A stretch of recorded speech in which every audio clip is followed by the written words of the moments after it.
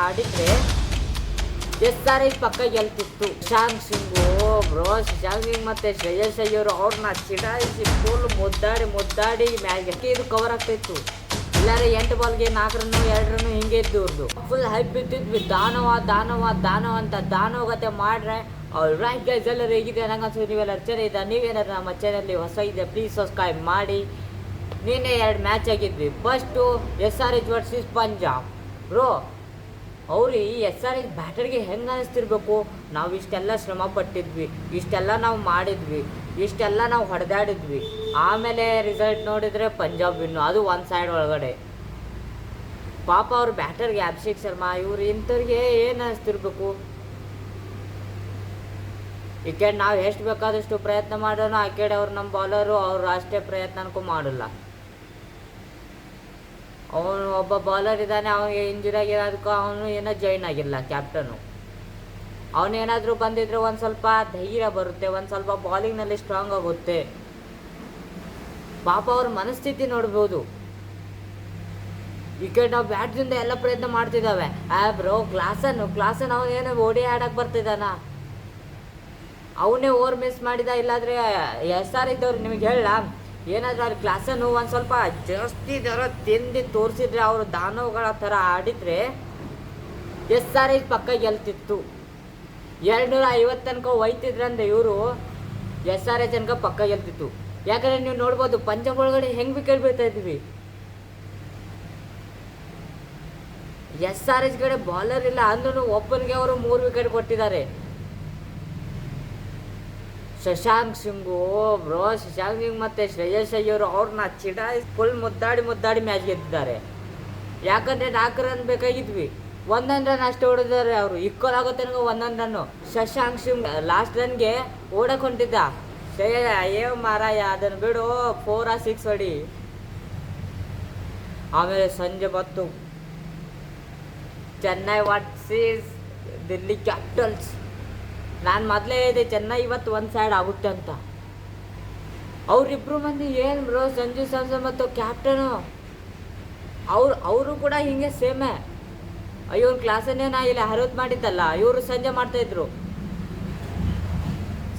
ಅವ್ರು ರುದ್ರಾಜ್ ಗಾಯಕ್ವಾಡ್ ಬ್ರೋ ಮೇಲ್ಗಡೆ ಎಬ್ಬಿಸ್ಬೇಕು, ಬ್ಯಾಟಿಂಗ್ಗೆ ಹಿಂಗೆ ಎಬ್ಬಿಸ್ಬೇಕು, ಬಾಲ್ ಎಲೆ ಇಲ್ಲ, ಹಿಂಗೆ ಟಚ್ ಮಾಡ್ತಾ ಇದ್ದಾನೆ.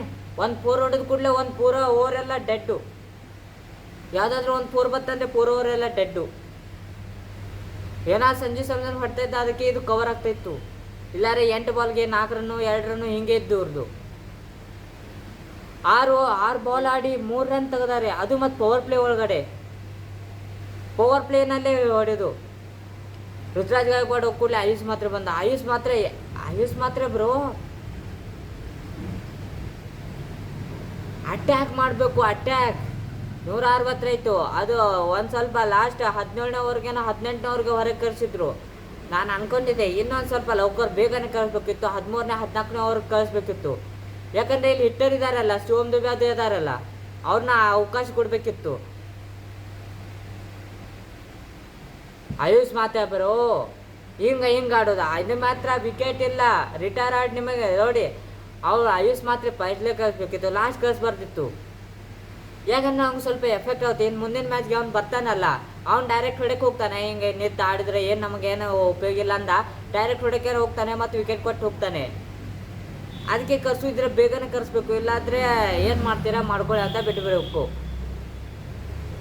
ಸಂಜು ಸ್ಯಾಮ್ಸನ್ ಒಂದು ಸ್ವಲ್ಪ ಏನರ ಒಂದು ರಿಸ್ಕ್ ತೊಗೋಬೇಕು. 100 ಹಾಕೂಡ್ಲೆ ಅದನ್ನ ಹಿಂಗೆ ಮಾಡ್ತಾ ಇದ್ದಾನೆ. ಆಮೇಲೆ ದಿಲ್ಲಿ ದಿಲ್ಲಿ ಕ್ಯಾಪಿಟಲ್ಸ್ ಏನಾಗಿದೆ ನಿಮಗೆ?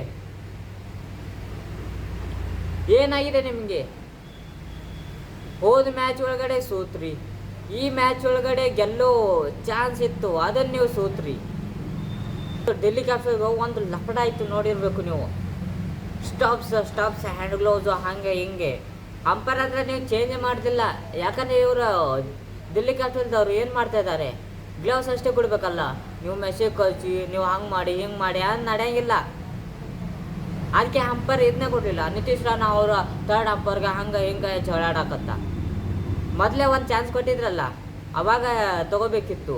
ಒಬ್ಬ ಗ್ರೌಂಡ್ಗೆ ಬಂದಿದ್ದ ಅವಾಗ ಇವರು ಎಕ್ಸ್ಚೇಂಜ್ ಮಾಡಬೇಕಿತ್ತು.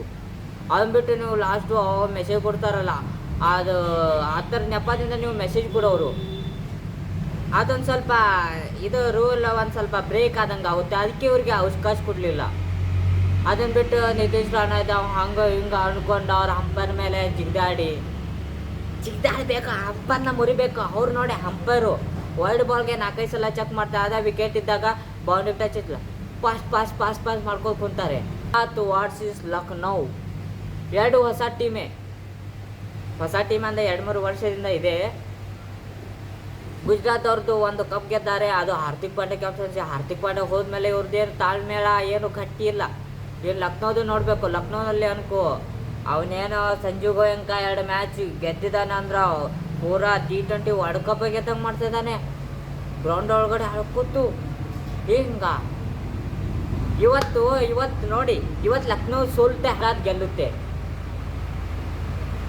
ಯಾಕಂದರೆ ನೀವು ನೋಡ್ಬೋದು 2 ಮ್ಯಾಚಿಂದ ಅವರು LSG ಸೋತ ಗೆಲ್ತಾ ಇದ್ದಾರೆ.